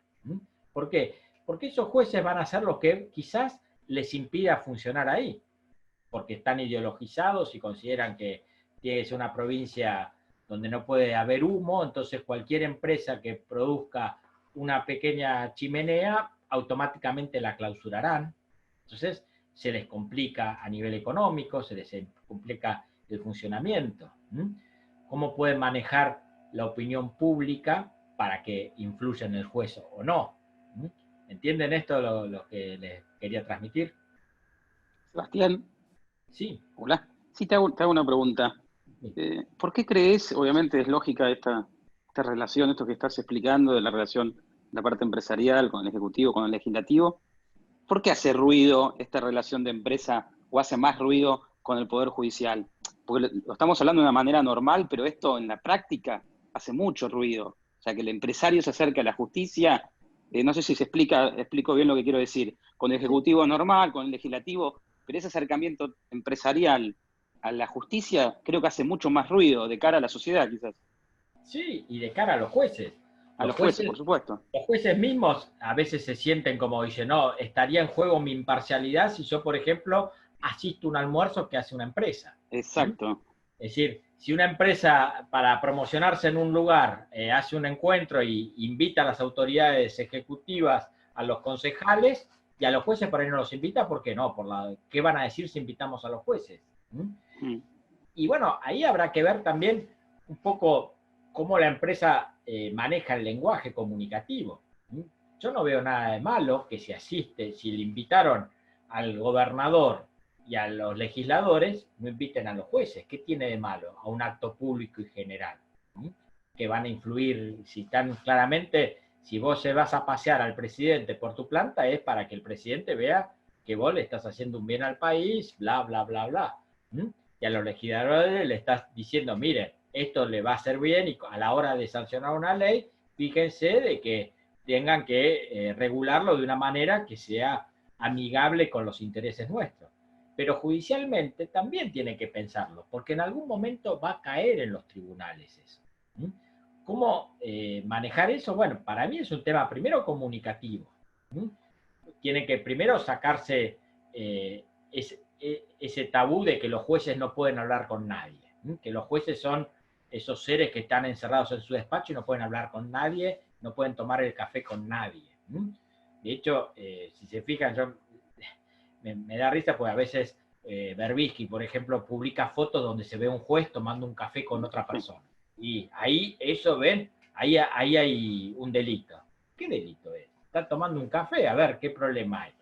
Y imagínense en un pueblo chico. Es decir, los jueces en Argentina, el juez de Reconquista debe vivir en Reconquista. No conozco Reconquista, pero me da la sensación que en Reconquista debe haber un club social, 2 escuelas y 4 bares donde va la gente, y el juez va a ir al mismo club que va el de Vicentín, que va el del Banco Nación, que va el intendente de ahí y el diputado provincial por Reconquista, irán todos al mismo club y se conocerán del club, o porque mandan los chicos al mismo colegio, o van a tomar cerveza al mismo bar, o van al mismo cine, o sus mujeres van a la misma peluquería. A lo que digo yo. ¿Cómo? Sebastián, perdón, me acordaba de lo que decías de Berbisky, no por personalizar, pero también está esto de que, por un lado, está mal visto que un juez tome un café con alguien, pero por otro lado, no está mal visto que un juez, por otro juez, apoye abiertamente a un gobierno, digamos, a un partido político que participe de fiestas con integrantes de ese gobierno, digamos. Hay también un uso... una doble vara. Sí, es muy maniqueo eso. Porque también a los jueces se los coloca en una situación cuasi divina, digo, y los dioses no se pueden mezclar con los hombres. Ahora, si nosotros decimos que los jueces son tan hombres como cualquier hombre, y que son tan funcionarios como un director de una empresa, un presidente, un legislador o el jefe de una agencia estatal, entonces ahí cambiamos un poco el panorama. Y vemos también que son tan seres humanos como cualquier otro, que van a ser influenciables, como cualquier otro, pero que también hay que poner límites y reglas.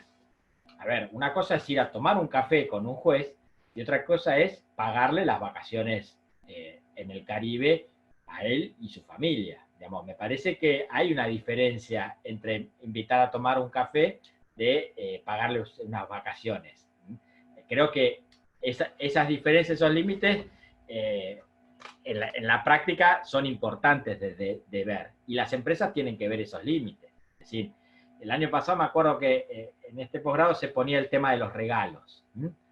Ustedes a fin de año, seguramente los que trabajan en muchas empresas, a fin de año mandan regalos empresariales a distintas empresas de otros lugares, personajes relevantes para la empresa. ¿Le mandan regalos a los jueces o no le mandan regalos a los jueces? ¿Cuál es la respuesta que tienen? ¿Tienen incluso regulación empresaria de cómo se relacionan con los poderes legislativo, ejecutivo y judicial? Las reglas de compliance. ¿Incluye justo, perdón, Sebastián, justo iba a mencionar la palabra compliance, ¿no? Yo creo que, bueno, en el caso de OSDE hace un año, casi dos, que se creó la gerencia de compliance. Obviamente cuando se promulgó la ley de responsabilidad, corregime, responsabilidad penal, penal empresarial. Exactamente, sí, ¿no? O sea, no por un tema ¿no? Y bueno, y justamente hoy entra en juego mucho eso, ¿no? El tema de compliance, de regalos empresarios, de la ética, de cómo tiene que obrar la empresa, ¿no es cierto? Claro, es que fíjense eso, cómo tienen que pensar, pero siempre lo pensaron con el poder legislativo o poder ejecutivo, es decir, si está bien hacer lobby en el Congreso o no está bien, si se tiene que regular, no se tiene que regular. Incluso la ley de ética pública habla de los regalos que tiene el presidente y todos los ministros, si pueden recibir regalos, qué tipo de regalos, cómo es el vínculo que tienen que tener. Y el Poder Judicial se lo deja de lado y es un poder relevante en este aspecto. ¿Sí? Y tengan claro que muchos jueces son muy pícaros en esto y aprovechan también la situación. Y hay muchas organizaciones, ONG, que bajo el amparo de ser organizaciones no gubernamentales, están haciendo lobby judicial. ¿Sí? No es casual que, por lo general, los nombres de las empresas de las ONG que demandan son siempre las mismas. Y vos ves cuando vos empezás a ver un poco para atrás y quién apoya a esas ONG, y te das cuenta que no son tan neutras tampoco estas ONG. Estas acciones colectivas a veces no son tan neutras. Y cuando yo te dije el juez Gallardo, lo digo el juez Gallardo porque es público el tema. El juez Gallardo es cotidiano que contra el PRO siempre falla contra el PRO, y cuando hay otro partido político no falla a favor de ese partido político, en contra de ese partido político. Entonces, a ver, el juez digamos, no es tan neutro como parecía. Como dije Gallardo, puedo decir Bonadío, que ya está fallecido, o cualquier otro juez. Es decir, en el ámbito penal quizás es más impactante porque, bueno, ahí no está en juego intereses económicos, sino que está en juego la libertad de las personas.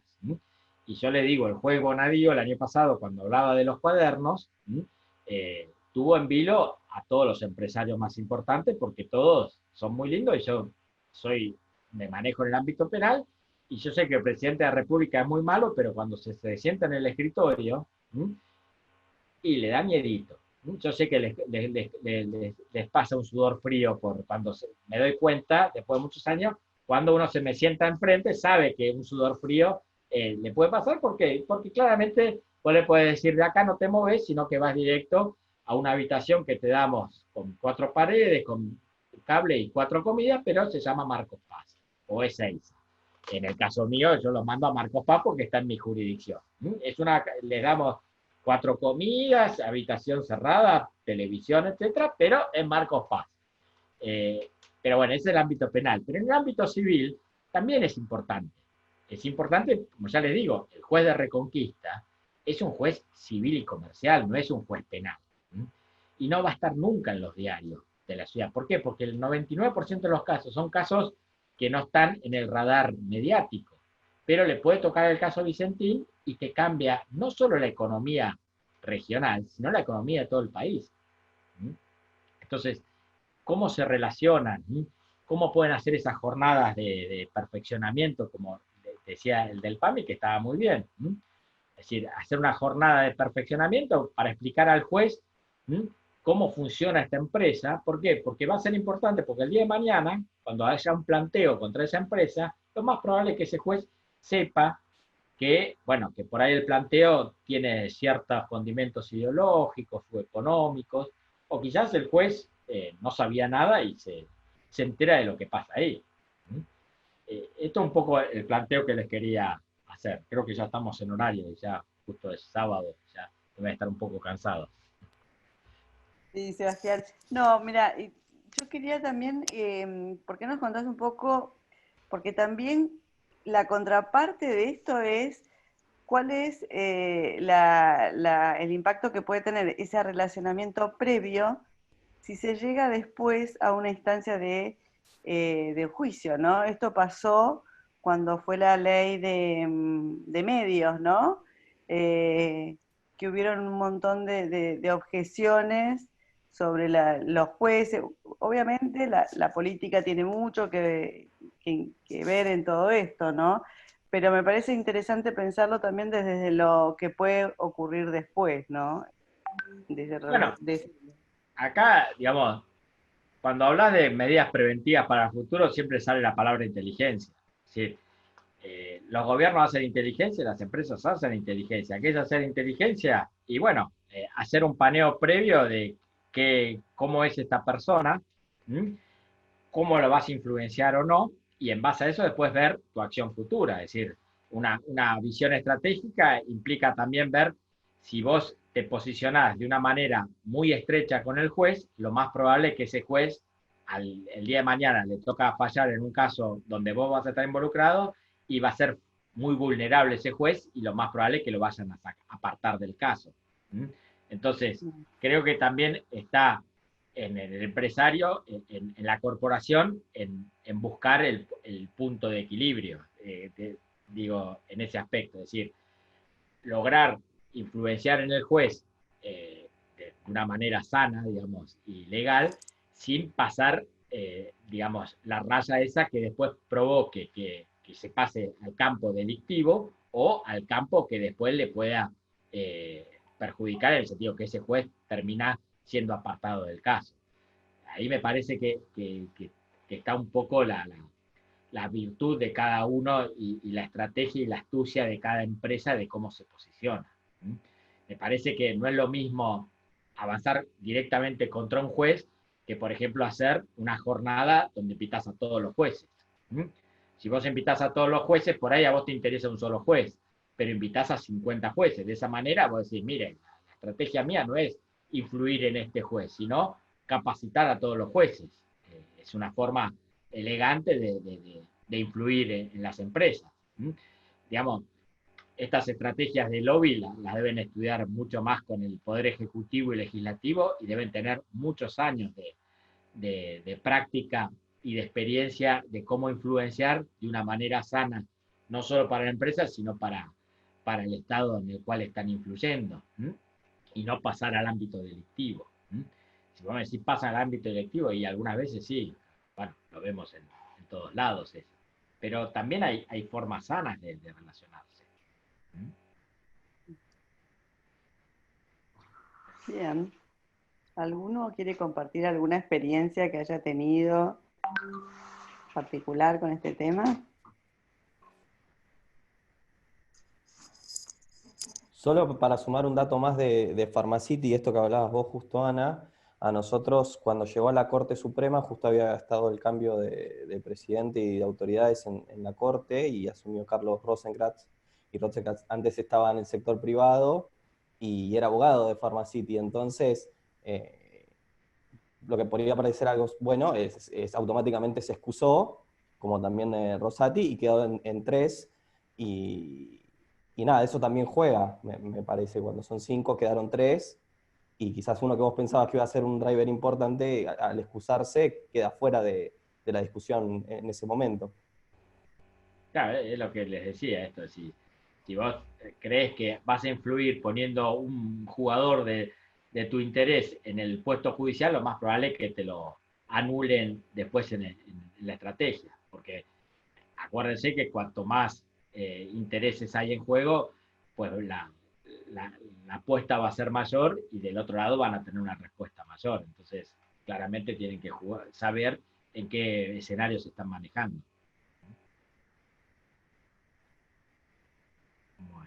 Bien.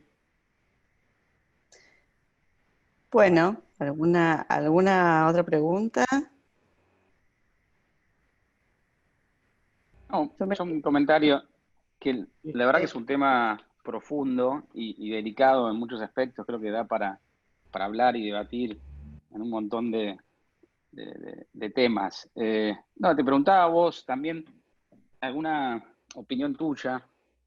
No quiero entrar en debate ni nada, pero ¿no crees que a diferencia del poder ejecutivo, legislativo, el poder judicial tiene como no sé cómo decirlo, se me viene a la cabeza un changüí más, un derecho más, no sé si se entiende, por encima de los demás, como que tiene un visto bueno superior, como que se le perdonan más cosas que a los demás, ¿no? A ver, no quiero generalizar, hay gente buena, mala, buen profesional, mal profesional en los tres poderes, pero como que el poder judicial está no sé, no quiero decir por encima, como que tiene o sea, ¿quién controla el poder judicial en algunos aspectos? Sí. No sé si se entiende un poco. Sí, ese es un debate político de primer orden. Sí. Hoy por hoy el gran problema es quién controla a los jueces. Sí. Es un debate que se da en la política internacional. El problema Sin es entrar que, en debate ni ideológico ni nada, sino a nivel general, exactamente global, que se da en todos los países y en todos los ámbitos. esto que les digo del Poder Judicial no les pasa solamente acá, sino pasan a Brasil. Es decir, en Brasil, todo el tema de la corrupción, del lavallato, cambió no solo la economía, sino la política del Brasil. Y hoy por hoy Brasil es producto de un caso judicial de un juez perdido que era Sergio Moro. Si se piensan, Sergio Moro es un juez federal de una ciudad que no es ni la primera ni la segunda de Brasil, es Curitiba, que es una ciudad trascendente, pero no es la primera ciudad de Brasil. Y Moro era un juez de ahí que empezó con un lavadero de auto, el famoso lavallato, tiró de la cuerda y bueno, puso en crisis el sistema institucional y económico del Brasil.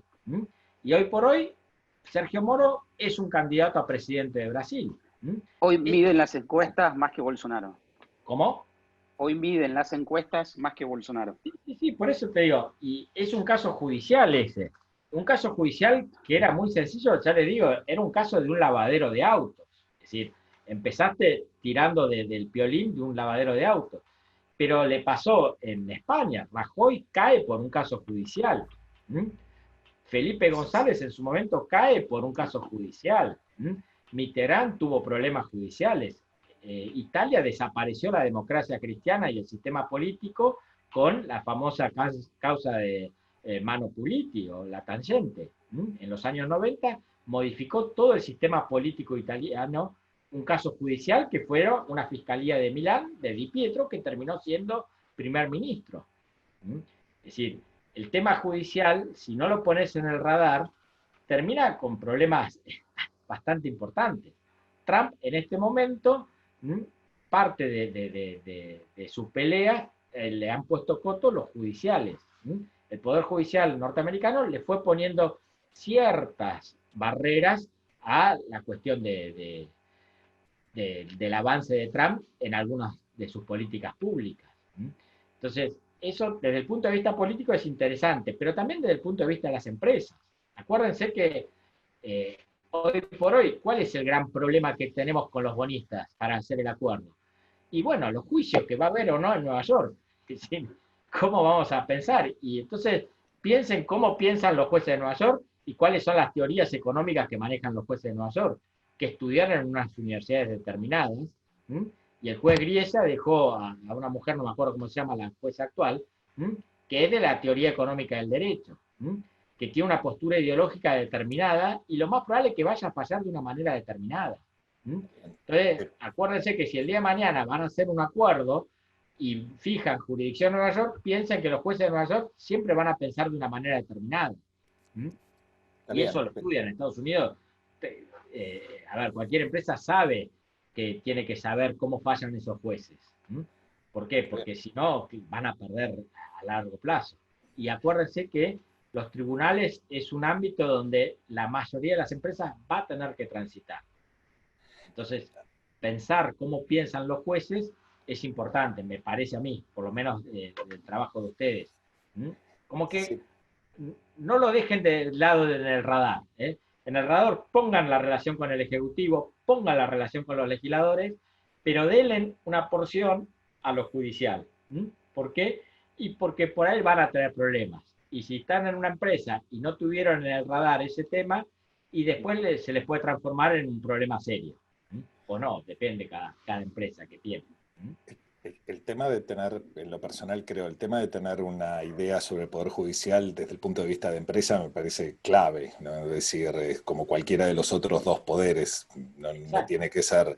Sí, lo que creo, a lo que se comentaba recién, debe haber de los tres poderes, el que más control realmente tiene es el judicial, porque una decisión puede ser apelada, tenés un jury, tenés un juicio político, que no funcione el poder en sí se da más, no a cuestiones de diseño, me parece a mí, sino de un montón de derivaciones que el Poder Judicial ha venido sufriendo y que quizás es el más débil de los tres poderes en realidad por el manejo de política pura.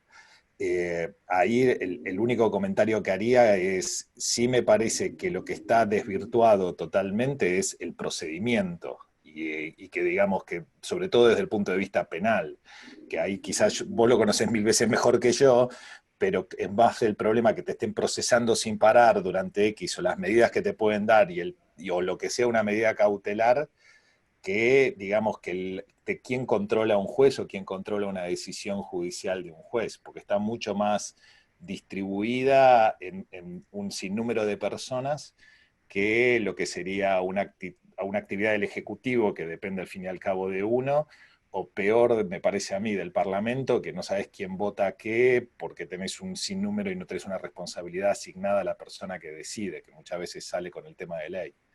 Pero sí el tema de que el Poder Judicial le ha costado establecerse y es fácilmente atacable es obvio, porque, digamos, lo ves ahora con las presiones sobre medidas cautelares o con jueces que claramente en un tema ideológico por un procedimiento se hacen un nombre así, que en lo personal pensaría que no deberían poder saltar a la política, pero es muy difícil de hacer. Lo ves no solo en España, también lo ves con el caso de Garzón, es decir, es un montón, se ha como publicitado la investigación y desvirtuado un poco lo que debería ser el papel de justicia. Igual. Yo quería agregar 2 comentarios, Sebastián, ¿puede ser? Sí. Uno, en relación a mi trabajo profesional, uno de mis clientes tuvo un conflicto con el anterior ministro de Energía y hoy puede estar entregando su producto gracias a 2 amparos de 2 jueces distintos. O sea que su posibilidad concreta de producir y entregar biodiesel tiene que ver con la relación con los juzgados, claro, ¿no? Donde tiene mucho que ver con lo que vos planteás, que en el radar de las relaciones tienen que estar las justicias siempre. Y otro de los casos vinculado a lo que, no de los casos, sino una reflexión vinculada a lo que decía Tomás y también a lo que decía Ignacio, me da la sensación que para el Ejecutivo o para el Legislativo, para un funcionario, para un diputado, tomar decisiones o emprender acciones que estén reñidas con la ley o que vayan en contra de los intereses populares, tiene una consecuencia en términos electorales y que en definitiva cualquier funcionario puede tomar decisiones incorrectas, pero sabe que esa serie de decisiones incorrectas van a desembocar en la pérdida de confianza de quien lo puso en ese lugar. Me da la sensación que en la justicia eso no es así, que una serie de decisiones incorrectas, a propósito o sin querer, en definitiva pueden ser, como decía Ignacio, corregidas por una instancia superior, pero esa instancia superior no sanciona al juez. Entonces, finalmente, al no haber una sanción directa y al no haber una posibilidad sencilla de remoción, de hecho el Consejo de la Magistratura se ha demostrado bastante incapaz para eso, creo que los jueces tienen mucha más facilidad que el Ejecutivo, que el Legislativo, de hacer cosas reñidas con lo justo, con los procesos, con la ley. Sí, lo que vos decís es verdad, es decir, destituir un juez en el país y en todo el mundo no es tan sencillo. Por eso, digamos, si a vos te tocó un juez que es pícaro, digo pícaro por no decir otra cosa, un juez pícaro es muy difícil sacarlo. Y ese juez se puede poner en mandamás del lugar. Hay un dicho muy popular en la justicia que está en las provincias, viene Dios, el gobernador y el juez federal. Es decir, son las tres, la Santísima Trinidad es Dios, el gobernador y el juez federal. Si el juez federal dice blanco, en esa provincia no se mueve nada. Y lo ves en crimen organizado ni hablar. Digamos, el juez federal de la frontera norte está detenido por narcotraficante. Entonces, entiendan ustedes por qué la droga venía por Bolivia. Los monos en Rosario, para darles una idea, en Rosario nunca tuvieron una causa por narcotráfico los monos. Nunca fueron condenados por narcotráfico en Rosario. Son 2 jueces federales en Rosario. 2 jueces federales nunca tuvieron una condena por narcotráfico en Rosario, los monos.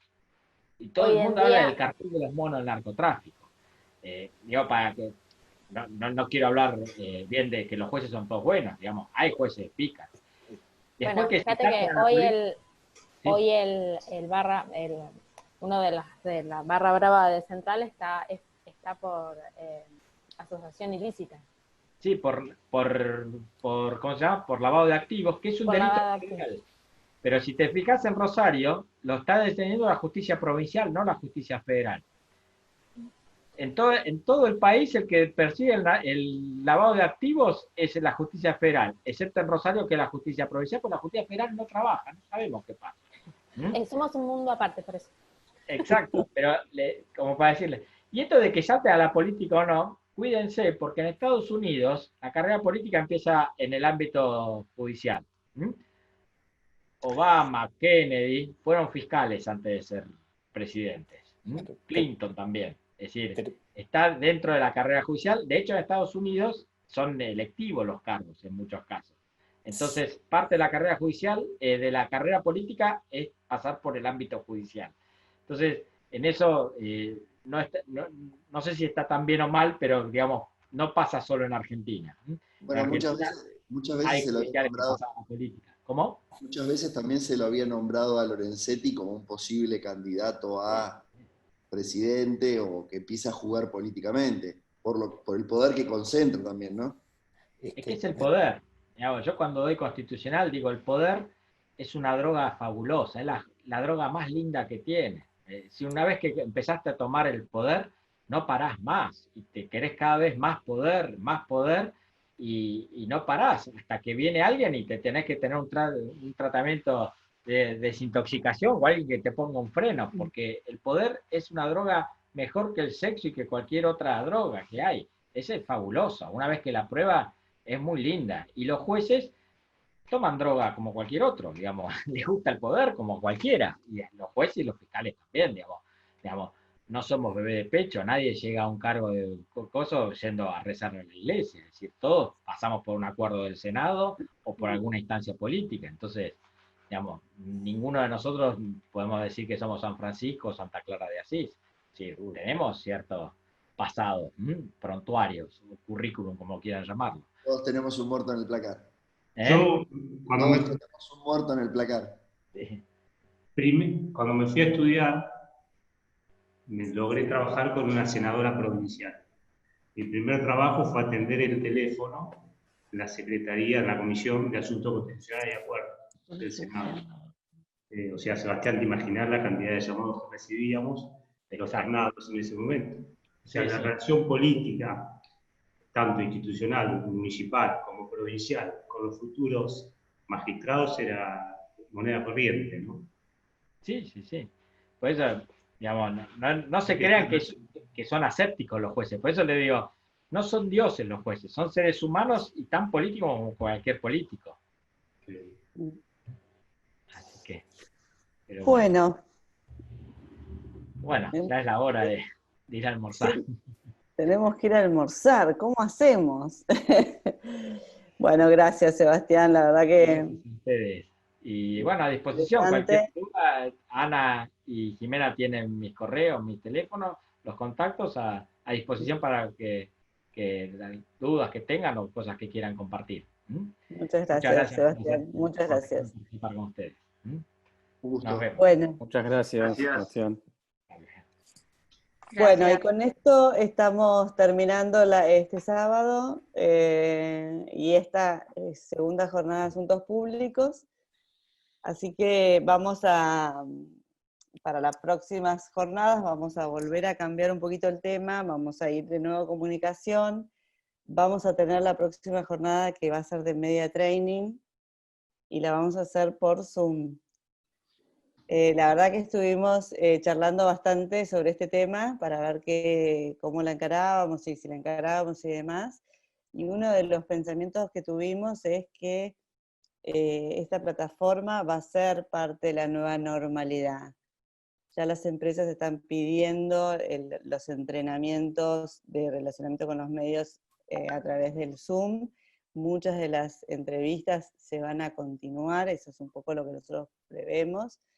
Así que vamos a hacer una dinámica, vamos a dividirlos en grupos, como hicimos en la clase de Jimena, vamos a tener distintos periodistas para que puedan tener una instancia de práctica cada uno, vamos a ver primero en la primera parte más temas conceptuales de la comunicación no verbal y los tips, digamos, del encuentro con periodismo. Y también vamos a tener algunas otras prácticas respecto a las exposiciones orales, ¿no? Así que va a ser una jornada muy divertida, muy divertida. Vengan con muchas pilas porque vale la pena. Y les dejo como tema para que piensen de acá a la próxima jornada, ¿qué temas quisieran? Todos saben que para terminar el posgrado tienen que presentar un caso individual que se hace en la última jornada del año. Entonces les quiero dejar este tema, de que lo vayan pensando sobre qué tema les gustaría armar un caso, ¿no? Tiene que ser siempre sobre algo real, o sea, no se puede hacer sobre empresas inventadas, ni organismos inventados, ni situaciones ficticias, sino que tiene que ser sobre algo real. La mayoría de las veces se hace sobre casos donde uno está trabajando o estuvo trabajando, pero eso no es un requisito obligatorio. Ustedes podrían tomar un caso que les interesa y que no estuvieron directamente relacionados. Ahí quizás es un poco más difícil conseguir información buena para construir el caso, pero de todas maneras se puede hacer, ¿no? Y el caso tiene que ver con, de alguna manera, profesionalizar algo. No es que digo que no seamos profesionales cuando lo hacemos en directa, pero a veces el tiempo o la evolución de los temas no nos permitieron hacer todos los análisis como dice la teoría un poco que hay que hacer. Entonces la invitación es a unir esas dos partes, es meterle un poco los procedimientos, la teoría, las cosas que estamos viendo como herramientas en el posgrado y combinarlo con la práctica concreta y real, ¿no? Entonces, están estas dos variables en el caso. Van a tener una tutoría, van a tener ayuda, van a haber distintas etapas para ir presentando los temas, no es algo imposible, es algo bastante accesible de poder hacer. Lo que les digo hoy es que piensen algo que les interesa de verdad, que les parezca piola, que les pueden sumar en su trabajo o que les interese per se, digamos. ¿Está? Y ya la próxima jornada vamos a estar hablando un poco más de este tema. Vamos a marcarle las fechas y demás. Sí. Perdón, en el caso, imagino, bueno, en una empresa, una institución, hay que plantear una hipótesis, digamos, a enfrentar. Hay que plantear cuál es el desafío. No sé si necesariamente tiene que ser una hipótesis. Se tiene que plantear el contexto y cuáles son los desafíos que enfrentó el caso, porque a lo mejor el caso ya ocurrió, con lo cual la hipótesis no tendría tanto sentido, ¿no? Pero estoy pensando en una posibilidad a futuro que pueda llegar a ocurrir, digamos, ¿no? Bueno, pues se puede plantear y qué cosas previas, también en los casos se pueden anclar en los distintos ejes del posgrado. Puede ser bien de asuntos públicos, o puede ser más de reputación y de cambio de hacer una campaña de reconversión de la reputación, o puede ser un caso de sustentabilidad, es decir, hay como distintos ejes que podrían llegar a tener. En el caso de los asuntos públicos podría llegar a ser una cosa a futuro. No sé si es eso lo que vos estabas pensando, Guido. Sí, está bien, no, porque tenía en la cabeza una idea y era algo como que podría llegar a pasar, algo que me pasó y que siempre está en el mundo político, que ¿qué pasa si ocurre esto? ¿Cómo lo manejaríamos comunicacionalmente? Claro. Bien, bueno, vayan pensándolo, no los demoro más. ¿Cómo lo pasaron en esta jornada? Tuvimos un poco de todo. Bien. Muy bien, faltan las medialunas, ¿eh? Sí. Si nos llegamos a ver, que sea todas las docenas de cada jornada, todas juntas. La montaña. Vamos a recuperar algo haremos. Bueno, que tengan un buen fin de semana. Ahí Jimé les va a compartir. Jimé estuvo con algún problemita de conexión. Acá estoy. Está por el teléfono ahora. Ya pudo compartir la encuesta. Ya se las pasé.